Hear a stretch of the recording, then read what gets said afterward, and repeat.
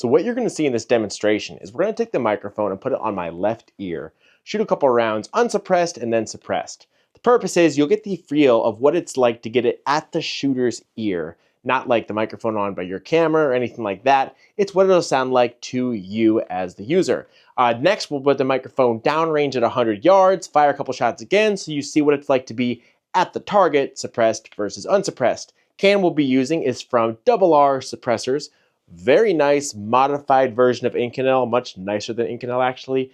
Zero back pressure can. This is the Ventus 556.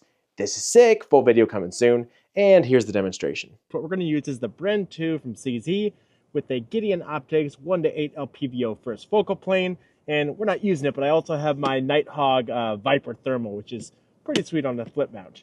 So we're going to fire some M193 556 here, and we'll shoot a couple shots unsuppressed, get a little grouping down there. And it's not fully sighted in, but we'll group anyway. See how it is unsuppressed, then we'll add the can and see the difference.